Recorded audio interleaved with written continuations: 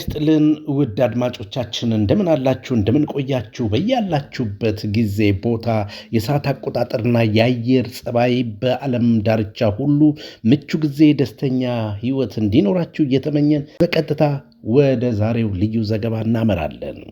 ውድ አድማጭ ተመልካቾቻችን አዲስ አበባ ዩኒቨርሲቲ 75ኛ ዓመት የምስረታ በዓሉን በታላቅ ድምቀት በያዝነው ሳምንት ማክበሩ ይታወሳል።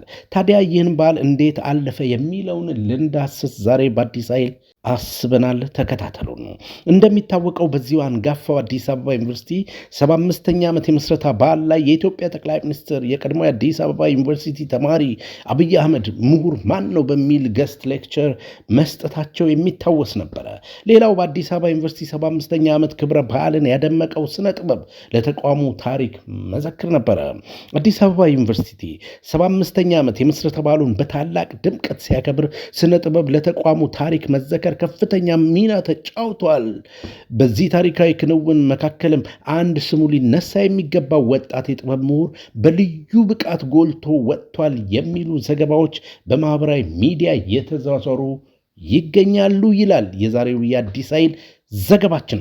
ታዲያ ይህንን ወጣት የጠቅላይ ሚኒስትሩ የማህበራዊ ጉዳዮች አማካሪ ሟዘ ጥበባት ዲያቆን ዳንኤል ክብረት የአዲስ አበባ ዩኒቨርሲቲ 75ኛ ዓመት 75%ቱ ይህ ሰው ነበር ብለው አሞካሽተውታል።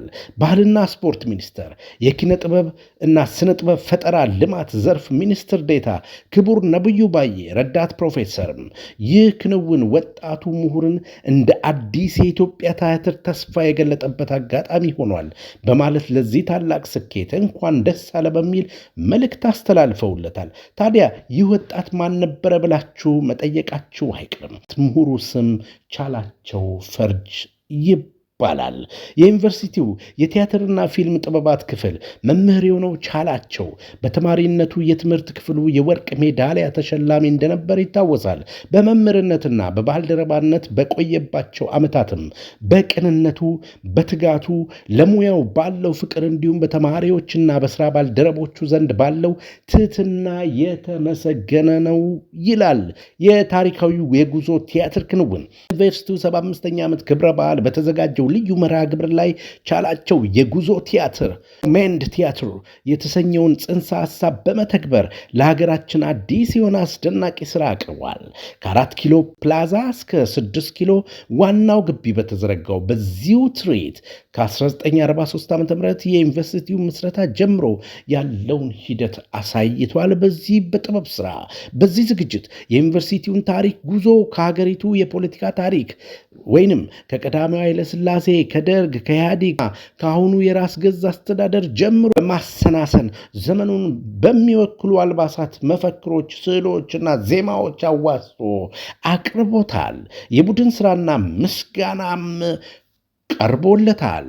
ወደ 200 የሚጠጉ ተዋንያንን፣ ሙዚቀኞችን፣ ሰርከስ ባለሙያዎችን እና ሰዓሊያንን በማስተባበር ድርሰቱን በመጻፍና በዳይሬክተርነት በመምራት የተሰራው ይህ የጥበብ ስራ ታሪክ አካል ሆኖ ተመዝግበዋል። ለዚህ ስራ ስኬት ሐሳብና ድጋፍ ለሰጡት የዩኒቨርሲቲው ፕሬዝዳንት ዶክተር ሳሙኤል ክፍሌ፣ በሙያቸው ላጌጡት የያሬድ ሙዚቃ ትምህርት ቤትና አለ የሥነ ጥበባትና ዲዛይን ትምህርት ቤት መምህራንና ተማሪዎች፣ በዝግጅቱ ሂደት ድጋፍ ላደረጉት ለሰለሞን ጋሻው፣ ተስፋዬ እሸቱና ሙሉ ብርሃን በለጠ እንዲሁም በፀሐይና ሙቀት ተበግረው ታሪክ ለሰሩ ተማሪዎች ሙሉ ምስጋና ቀርቧል። እየተዘዋወረ የሚገኘው መረጃ ይህ ክንውን ወጣቱ ምሁር ቻላቸው ፈርጅን እንደ አዲስ የኢትዮጵያ ቲያትር ተስፋ የገለጠበት አጋጣሚ ሆኗል የሚለው የባህልና ስፖርት ሚኒስትር የኪነ ጥበብ ስነ ጥበብ ፈጠራ ልማት ዘርፍ ሚኒስትር ዴታ ክቡር ነብዩ ባዬ ረዳት ፕሮፌሰር ሐሳብ አዲስ ኃይልም ገዝቶታል እና ይህ የጥበብ ስራ በመዲናው አዲስ አበባ ብቻ ሳይሆን በሌሎች ክልሎችም ከተማ አስተዳደሮችም ዞኖች፣ ወረዳዎችም እንዲስፋፋና የጥበብ ስራ ሰውነትን እንዲያጎላ፣ መረዳዳትን፣ መከባበርን፣ መተባበርን እንዲያጎላ የኢትዮጵያን የብልጽግና ተስፋ እንዲያሳድግልን አዲስ ኃይሎች ከወዲሁ ያለንን አክብሮትና አድናቆት ለወጣቱ ምሁርም ለተሳተፉ ተዋንያንም ለመላው የአንጋፋው አዲስ አበባ ዩኒቨርሲቲ ማህበረሰብ በሙሉ በድጋሚ እንኳን ለ75ኛ ዓመት አደረሳችሁ እያለን ያለን አክብሮትና አድናቆት በድጋሚ ለመግለጽ እንወዳለን። ቸር ያቆየን። ያደመጣችሁት የተከታተላችሁት አዲስ ኃይልን ነበር። ሰላም።